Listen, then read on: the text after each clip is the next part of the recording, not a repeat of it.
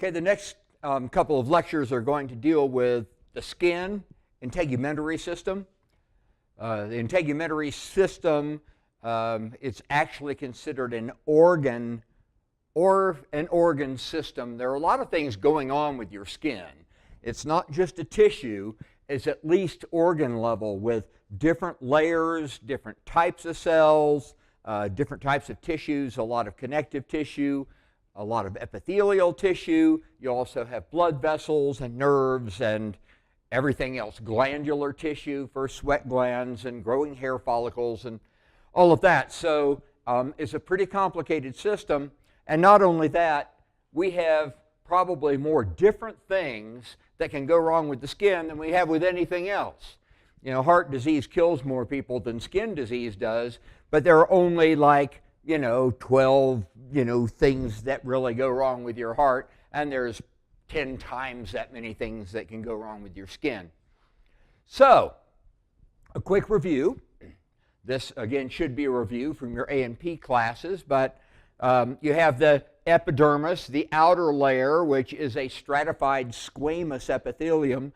So it starts off with rather fast-growing, round, healthy cells underneath. As they migrate toward the top, they flatten out, they keratinize, meaning that they harden by producing keratin inside them, and then they die, and the very surface cells are dead, and they're constantly sloughing off and being replaced by cells coming up from underneath. The dermis, or the true skin layer, certainly the organ part of it, is thicker. It has blood vessels, it has nerves, it has hair follicles, it has sweat glands, it has oil glands coming out of it, and beneath that is a subdermal layer that is largely subcutaneous fat, that is nutrient storage and insulation for you. The dermal appendages are nails and hair and glands. Okay, nails and hair are all made out of keratin. So the same material that gives you a certain amount of durability and toughness to your skin concentrates and produces a hair or a nail. Sebaceous glands produce oil. The oil goes into the hair follicle and comes out with the hair, so that's where you get the shine on your hair and the oil on your skin, which helps make you waterproof. Eccrine glands and apocrine glands make up sudoriferous glands, which are sweat glands. Sudoriferous, I remember odor sounds like sweat, so sudoriferous glands are the ones that make sweat. Eccrine glands are the regular sweat glands. Your apocrine glands are in the groin and armpits, and they produce a slightly different substance of sweat that does have a stronger odor. A lot of capillaries, the cutaneous circulation that is largely designed to thermoregulate. It will dilate to bring more blood to the surface when you need to get rid of excess heat. It will constrict. They'll constrict to bring less blood to the surface when you're trying to conserve heat if you're cold.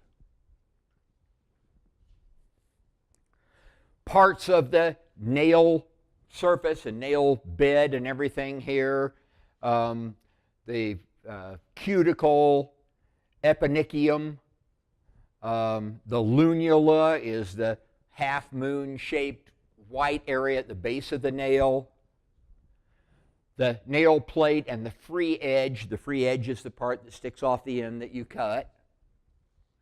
The nail root down in the nail bed is quickly producing keratin in this flat sheet. It's like extruding aluminum out of a factory, and it pushes it out across the top of the finger, and it's attached, firmly attached to the finger all the way out to the free edge.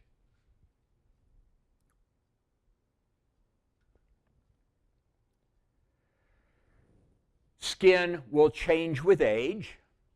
Baby skin is different than adult skin. Adult skin is different than aged adult skin. Skin turns over very quickly, and genetically, the genetic mistakes that happen over time will cause a loss of integrity, a loss of connective tissue that will let it sag a little bit, wrinkle a little bit. I wouldn't know, but I've been told that this is the case. Skin becomes thinner, less of a fat layer underneath it. It's easier to tear, harder to heal. Has pigment changes. The melanin that is produced by the melanocytes that gives you freckles and gives you color when you have a suntan will form what they call liver spots as they produce the melanin kind of out of control. Changes in hair color happens to virtually everybody, and the hair follicles become fewer and fewer, so hair becomes thinner.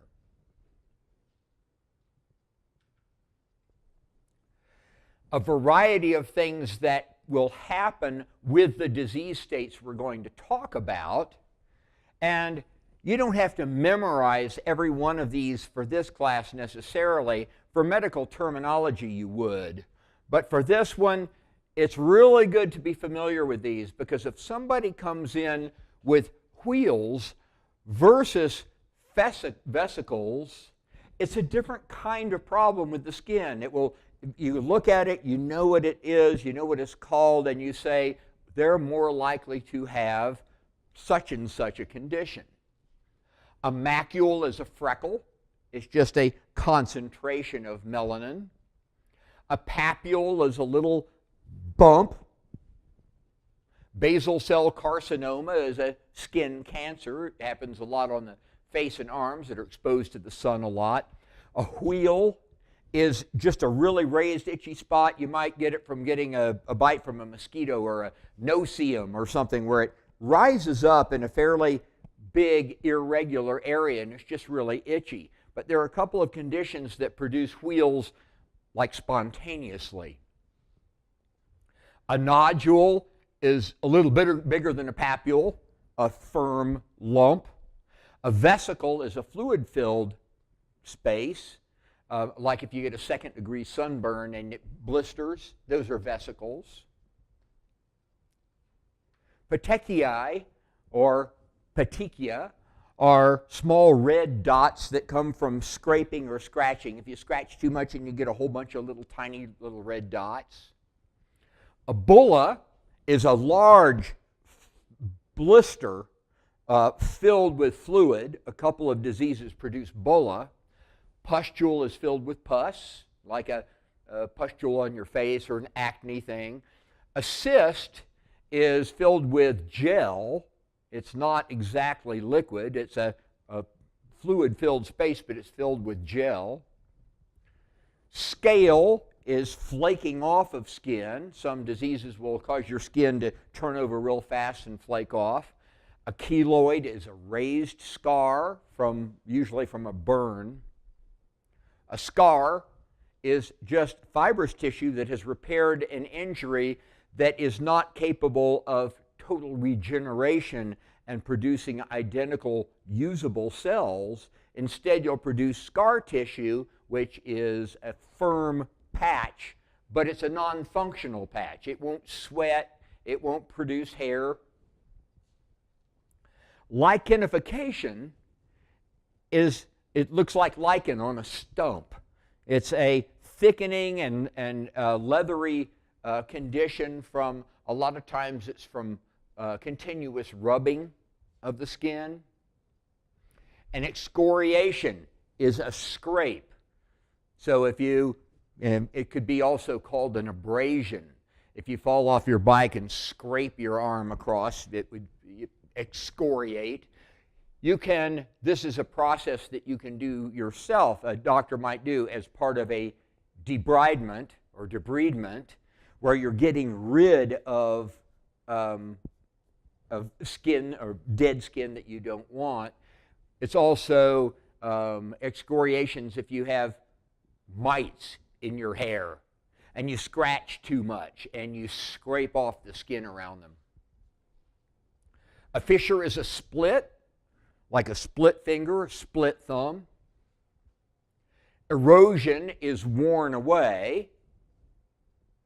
An ulcer is an open crater-like infection. You get them in your mouth sometimes, and it's like a little dip into the skin. They're usually pretty painful. Atrophy means poor development, so it's a thinning, in the case, a thinning of the skin to the point it might become weak. Telangiectasia is a lot of broken capillaries that cause your face to be red, your nose to be red, your arm to be red.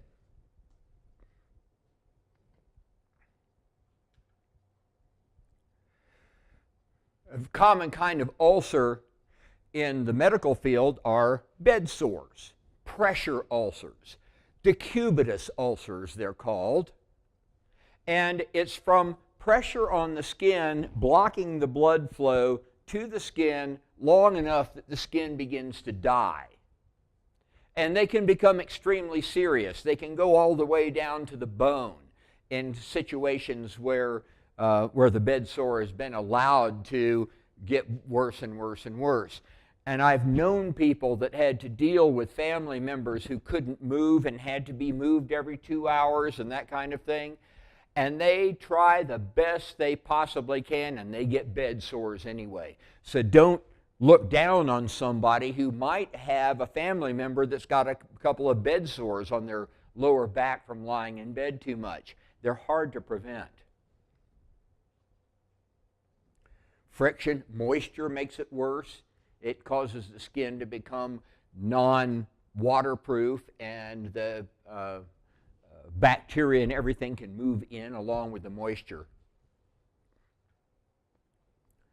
Here's the 4 stages of bed sores, pressure ulcers. The stage 1 is completely healable, treatable, if you can stop the problem that was causing it. Erythema means reddening. Non-blanchable means when you push on it and come up, it doesn't stay white and then turn red. If it blanches, it's become white temporarily. When you get a sunburn, if you do that, you can see it's white temporarily. That's blanching. So you push on this and there's no change in color. Stage 2, partial thickness skin loss. It's not all the way through the skin, but it's all the way through the epidermis and is damaging the lower layer of the skin. Stage 3, full thickness. It's going down into probably the subdermal layer, down into the fat.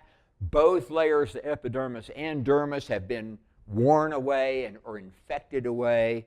And stage 4 is going down way into the tissues beneath, muscle, connective tissue, or even bone.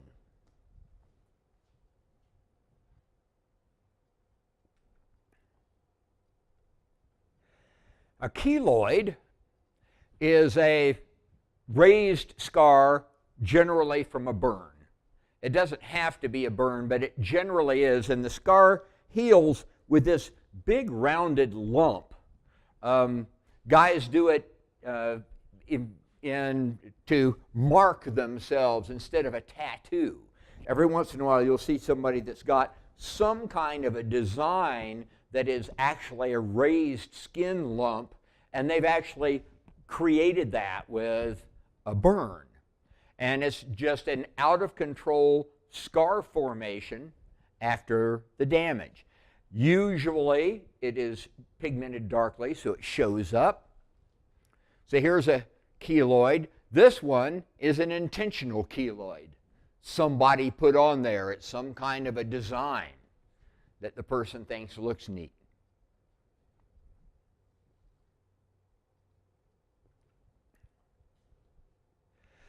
Almost every skin problem involves itching. Itching is called pruritus. Pruritus causes the nerve endings to be activated in the skin. It causes itching.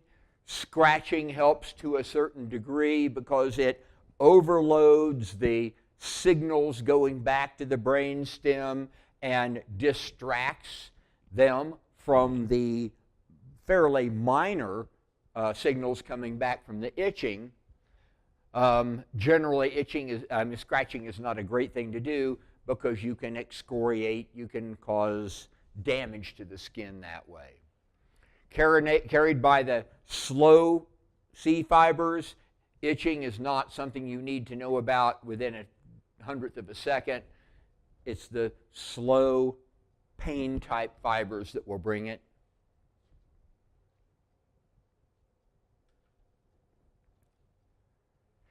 So some of the disorders that can cause all of these things cause bulla and petechia and pruritus.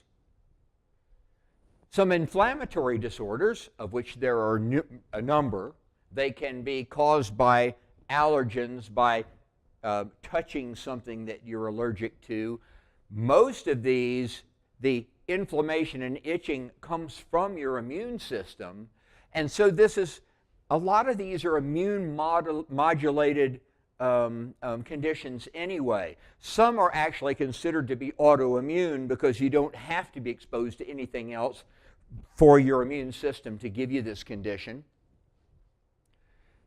Dermatitis or eczema are the two general categories. This simply means inflammation of the derma or the skin. Eczema is just a term that doesn't have a true nerve root, but it describes a kind of a series of skin conditions. Dermatitis we'll look at first. Pruritus, almost always there's itching, lesions like wheals, raised, and then epidermal changes that may lead to blistering, it may lead to scaling. Talk about a few of them. Very common is this contact dermatitis. So you're touching something you're allergic to. It can be latex gloves, it can be touching a soap that you happen to be allergic to a particular detergent or soap.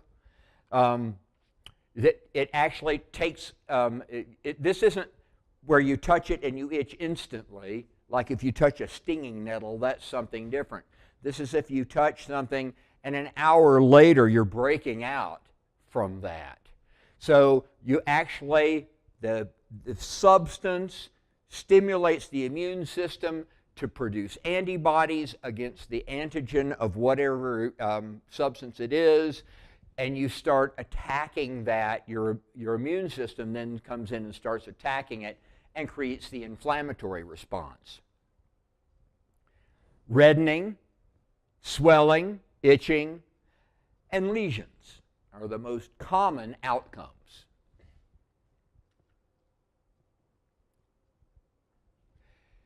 Atopic dermatitis is also referred to as eczema. It's really common in children. It is a hypersensitivity, and yet you don't get better by removing an allergen. It's like your body is responding to something that triggered it, but removing that doesn't make it go away. It's kind of a little bit of a conundrum. Children whose immune systems aren't quite as well developed are likely to get it, and they're always touching things that sets it off, even though if they don't touch it anymore, it may last for a while. The reaction still keeps on going. Weeping crusts, little bumps that are oozing fluid, inflammation, and kids like to scratch a lot, and the more you scratch, the more you irritate it, the more you excoriate, and sometimes can produce infection or scarring.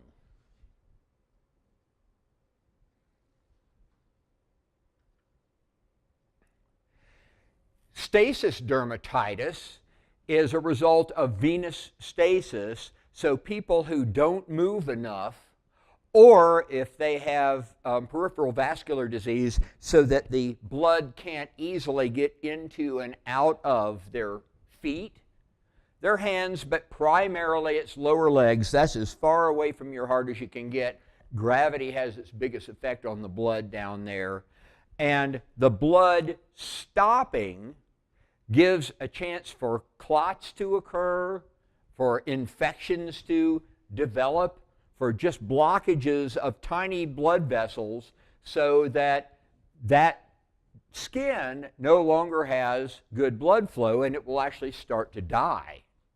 Reddening, itching, scaling, petechiae, the little red dots, ulcerations. If it gets bad enough and you get a piece of skin, an area of skin that has died, it will start to rot and you'll develop an ulcer.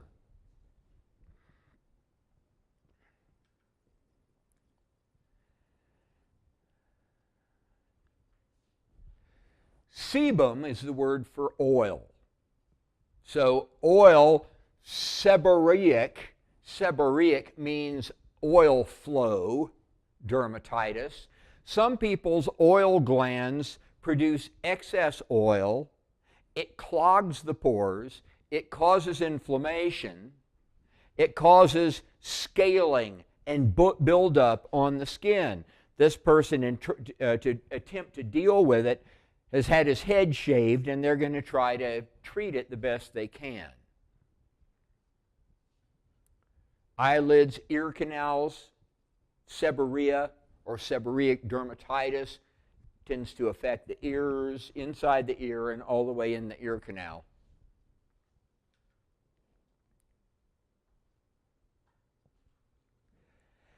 Papulosquamous disorders.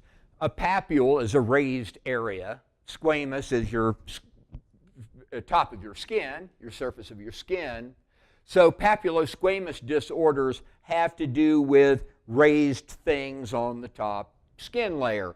Psoriasis is one of the more common and very difficult, hard to treat conditions. It's an autoimmune problem. It isn't brought on by touching anything. Your own immune system attacks your own skin and causes these raised plaque, scaly, peeling areas.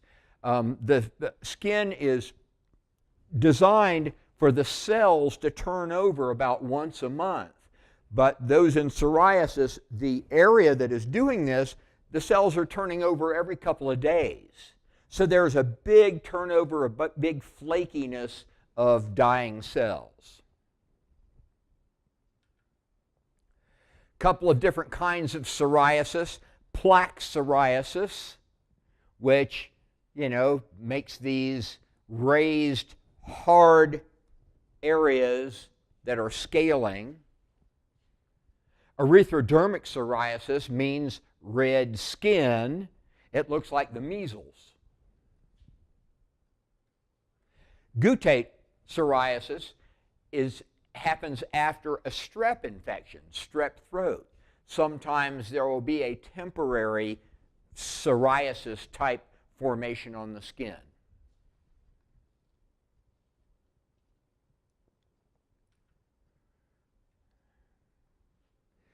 Pityriasis rosacea is another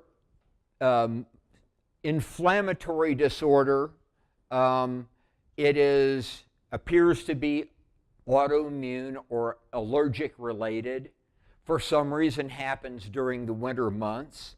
These almost look like wheels, the raised area, except they call it a herald patch when it has a salmon color around the outside and then a kind of a lighter center.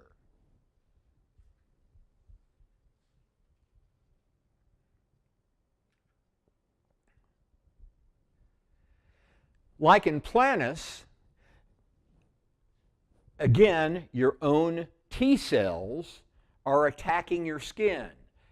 Not clear why.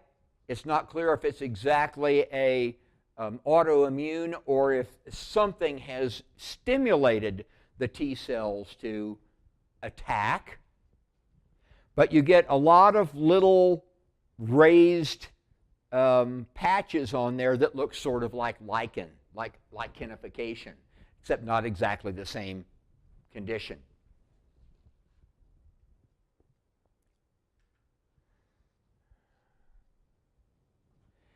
Acne, everybody knows about. Everybody gets to some degree, very, very little to very, very lot.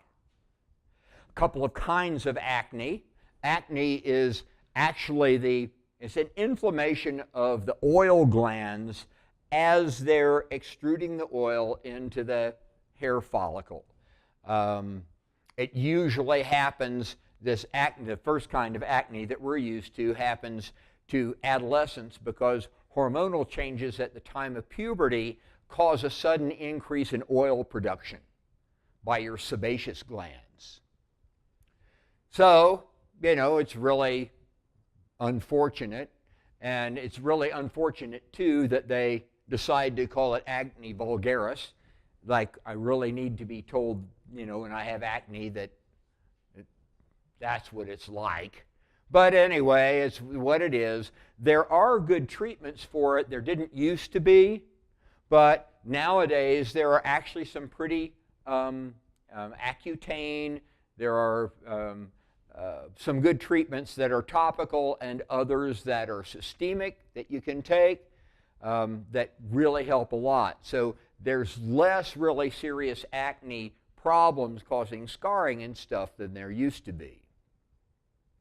Many of those anti-acne drugs, though, are teratogenic. You're not allowed to take them if you're pregnant or even thinking about becoming pregnant.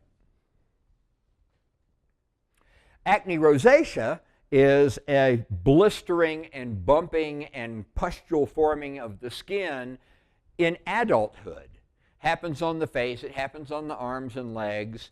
Often it's involving, it's like heat-related, heat rash and sun poisoning, people like to call it.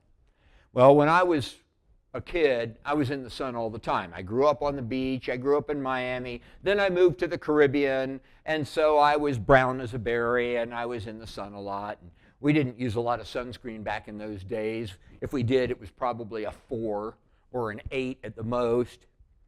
So nowadays, my skin doesn't like the sun very much anymore.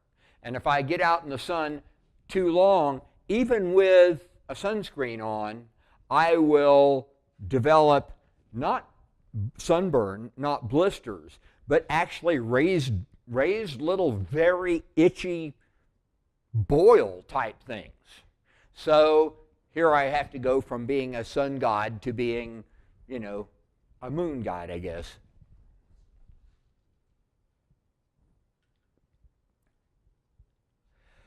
Lupus, autoimmune, and we know about lupus from other things. It causes a lot of systemic problems, a lot of glandular dysfunction, but of course it also affects the skin. So lupus erythematosus it turns the skin red.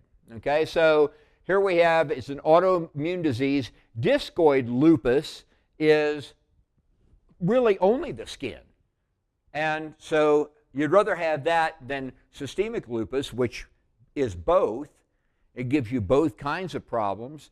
But the discoid lupus produces reddening lesions on your skin.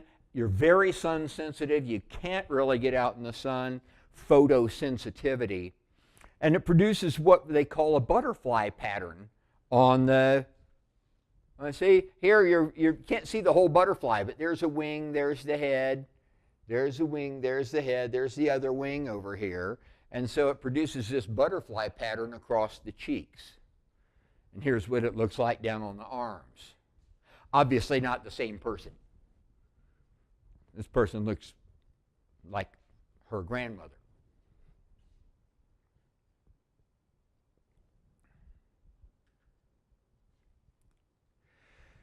Vesiculobullous disorders. A vesicle is a fluid-filled space. A bulla is a great big fluid-filled space, a blister. And so you can see in some of these conditions, these blisters are a couple of inches long. Very dramatic, filling with fluid. Autoimmune, a different autoimmune disease attacking the connective tissue that actually keeps your skin integrated, blistering in the subdermal layer. And as is true with most autoimmune diseases, about all you can do is give the person immunosuppressants of some kind, such as steroids and other immunosuppressants, so their immune system is calmed down just enough to stop doing this without making them sick all the time because they can't fight off other infections.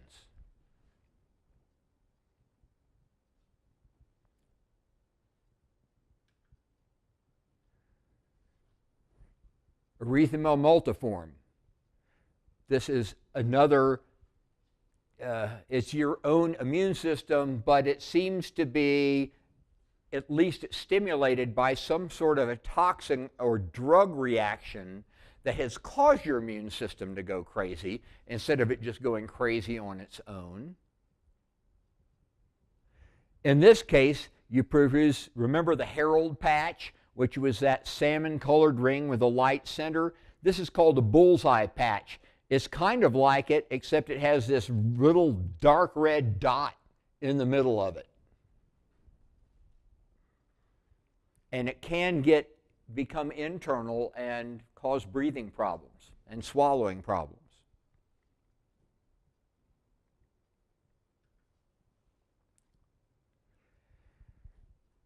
Now you can get bacterial infections.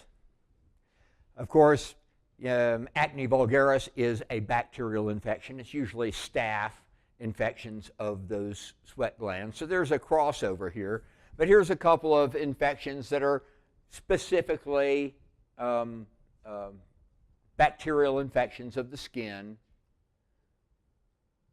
Folliculitis, an infection of the hair follicles. Furuncles and carbuncles are boils and multiboils. Cellulitis is an inflammation of the dermal cells, and it causes you to turn all red. Erysipelas, this is a dermal infection. It causes systemic problems too, such as joint pain and malaise and fever. See, this guy here, they put these little squares here so you couldn't tell who he was. Like if this was my dad and you put those little squares there, I would never be able to figure him out, right? Impetigo it looks kind of like acne, but it's a bacterial infection that kids get a lot on their skin. We'll see that again in the dermatology for kids lecture.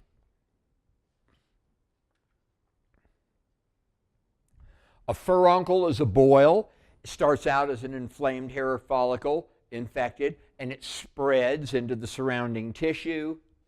They generally have to be lanced to remove the pus and then allowed to kind of heal from the bottom up. A carbuncle is one that has multiple boil heads in it. Staph infection.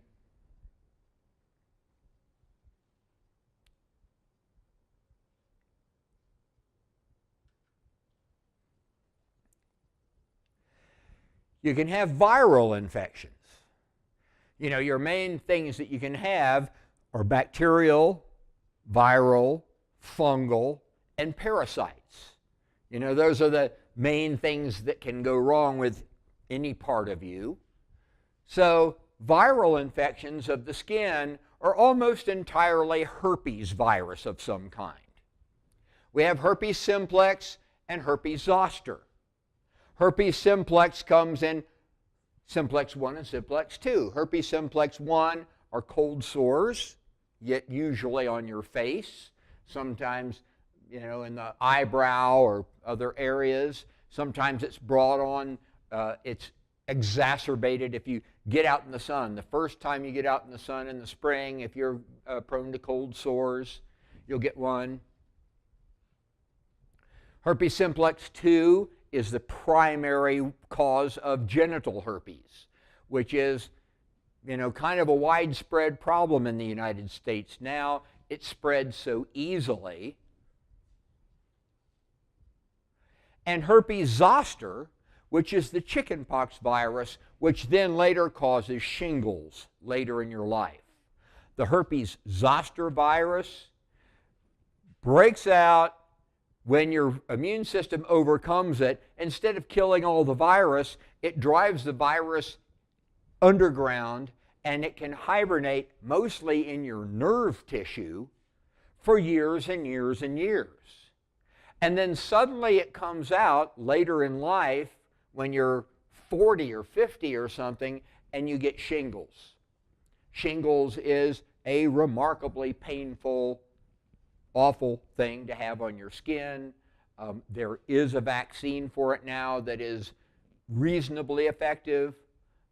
If you've ever known anybody that had shingles, you'd probably want to get that vaccination when you turn 50 or 60. I think it's 60. They want you to have it now because most people get shingles after that. Here's a nice bad cold sore. Simplex 1. Here's the shingles. It usually comes out along a nerve. This is an intercostal nerve going across the rib cage.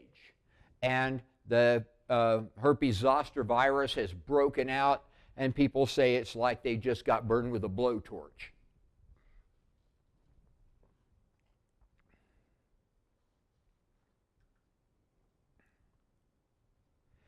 Verruca. A verruca is a wart.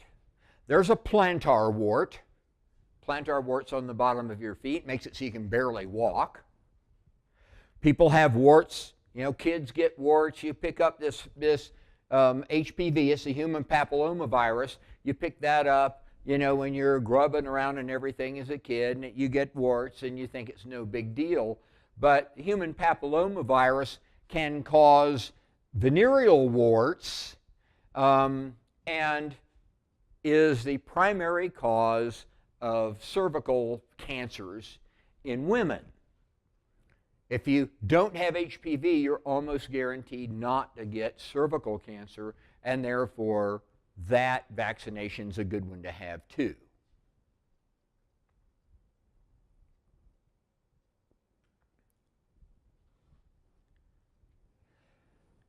Our fungal infections are called mycoses.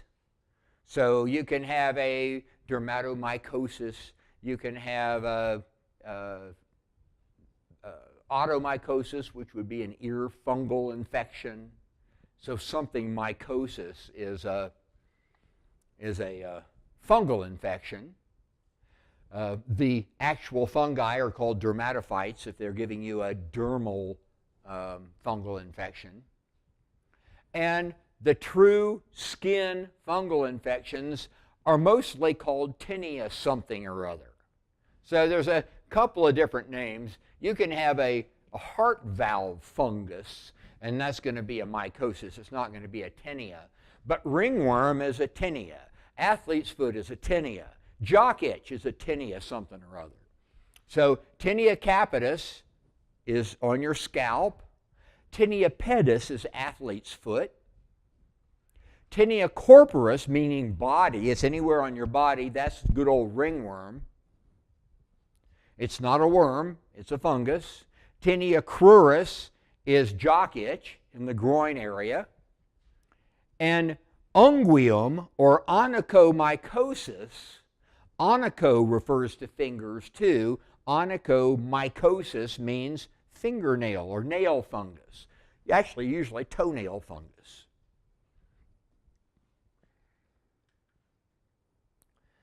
Tinea pedis. Most people have spent a lot of time in locker rooms, have gotten athlete's foot at one time or the other. Tinea corporis, here's a really nice ringworm. Treated by topical antifungals. Most of these things can be cleared up with, Tinactin or, various topical antifungals. Only the nail funguses are almost impossible to completely get rid of with topical treatment because you can't get it to go under the nail where the fungus is living. And so there are systemic antifungals that you can take that work pretty well. They're kind of hard on some of your other body parts, like your liver.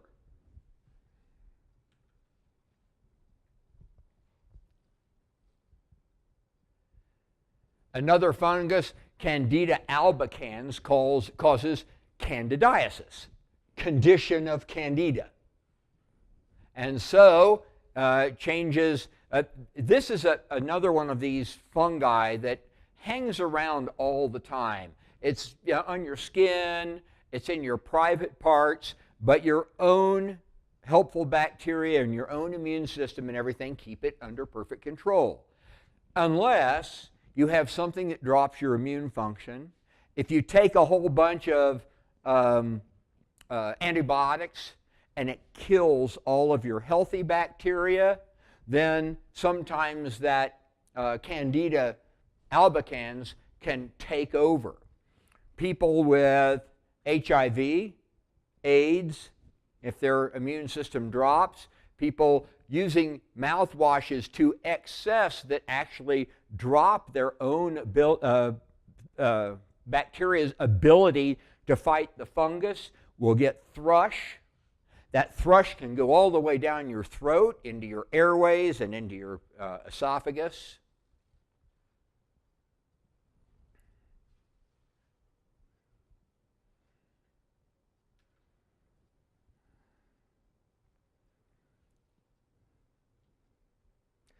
Vascular disorders can happen for a variety of reasons. You can have a stasis, a venous stasis that doesn't let the blood move, and therefore it starts causing blockages, poor blood flow to the lower legs, resulting in blockages of the blood vessels, ulcerations, having your feet cut off if it gets bad enough.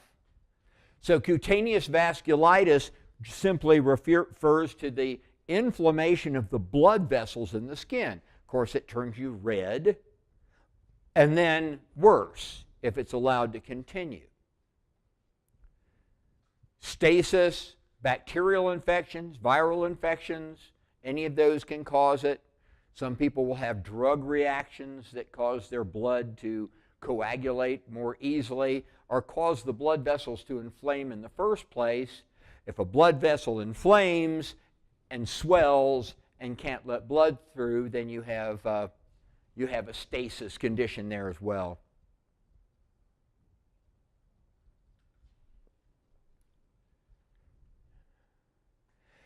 Here's one I've seen before, urticaria. It's a hypersensitivity reaction. It's your own immune system fighting your skin. It's brought on by an allergen of some kind. The person that I knew got this never knew what it was they were allergic to. They'd gone on vacation, they'd eaten some shellfish, although they had never been sensitive to shellfish before. They swam in a pool, and there were a lot of bugs, more bugs flying around. It was that time of year, and it seemed like they were constantly being, having to wave away all of these bugs that were flying around them. They'd never been allergic to bugs before either. But their entire body broke out with wheals, raised itchy bumps. And it would be internal too. There was pain in the intestine, just, cramping and pain, and their skin looked like hamburger. And then 5 minutes later, it would be 100% gone. There wasn't a single sign that it was there. And 3 hours later, it would come back again. It was scary, and it was very uncomfortable as well. Antihistamines, Benadryl, steroids to lower the immune response, and an EpiPen in case it came on so strong it turned into an anaphylactic type reaction that closed their airways.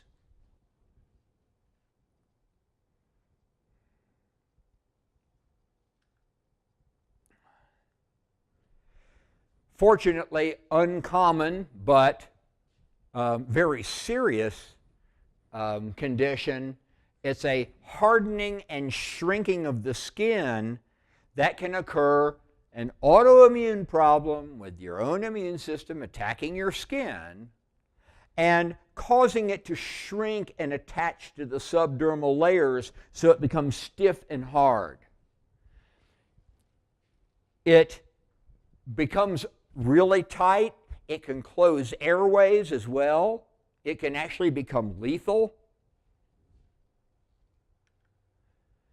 In this case, it's become tight. It's pulling back on the fingers. In this case, all 5 fingers have had to be partly amputated because it pulls in, blocks off the blood flow, and kills the fingertip. Sclero means hard. Sclerosis of a blood vessel, atherosclerosis, means hardening of the blood vessel. So scleroderma means a hardening of the skin.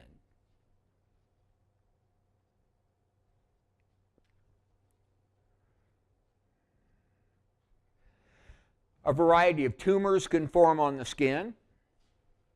These keratoses, kerato is a keratin, that hardened substance that makes your skin firm and makes your hair form and makes your nails. You can overproduce the keratin and produce a osis, a bad condition of keratin. And you can produce horns coming out of your head.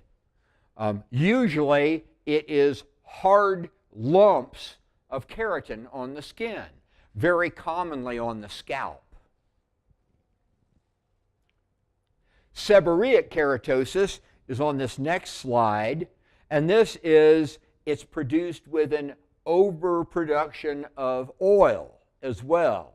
So you're producing the oil, clogging the pores, inflaming the keratinocytes so they make more keratin, and next thing you know, you have a hard lump on top of that kind of oil pouch.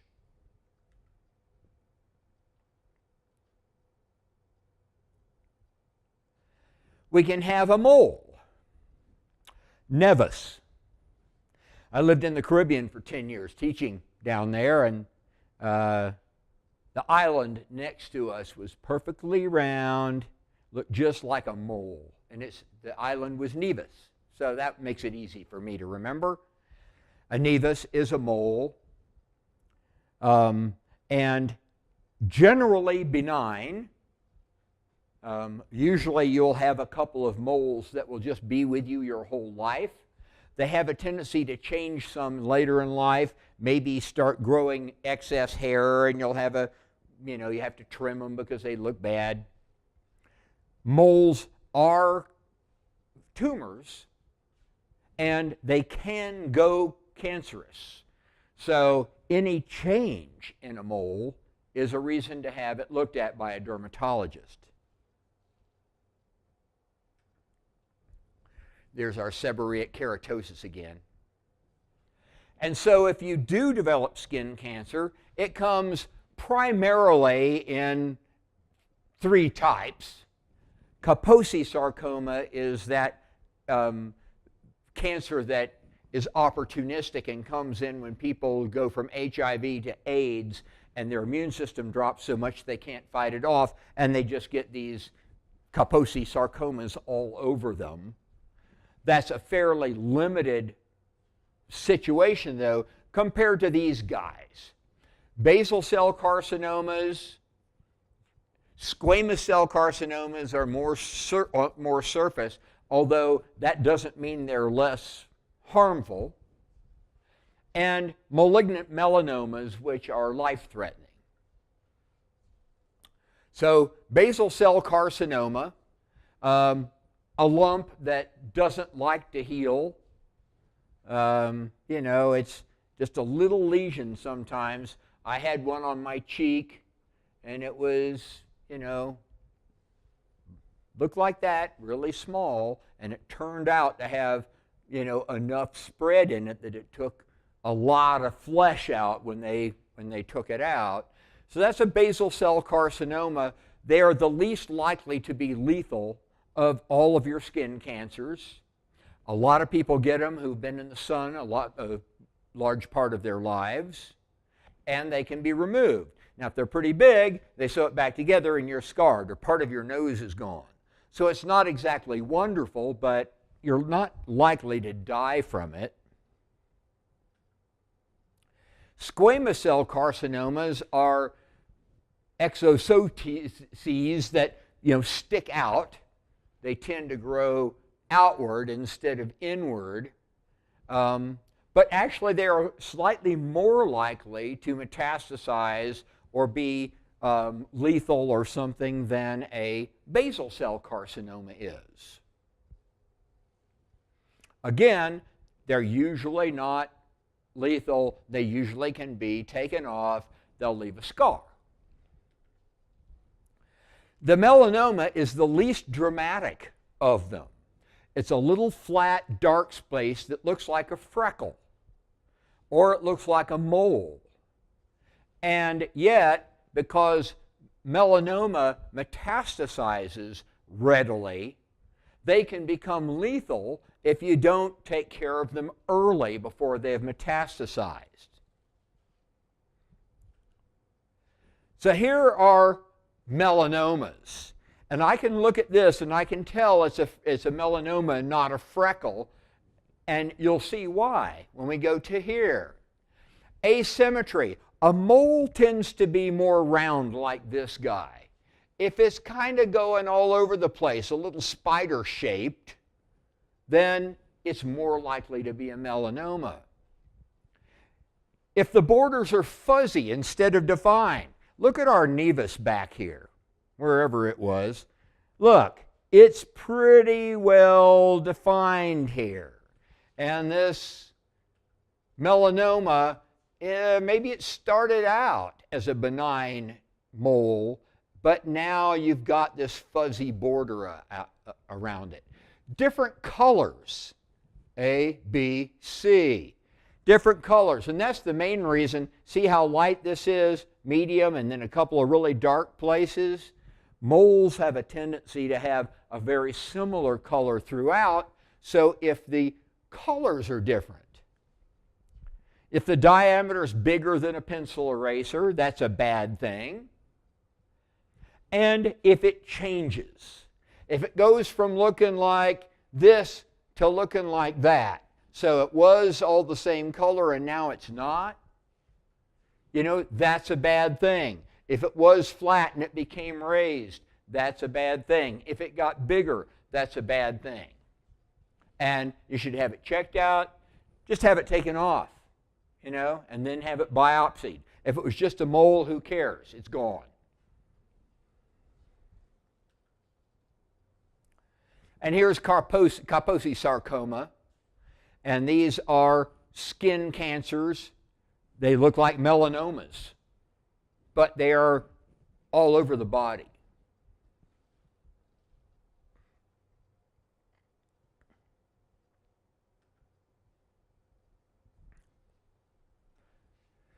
End of the first skin lecture.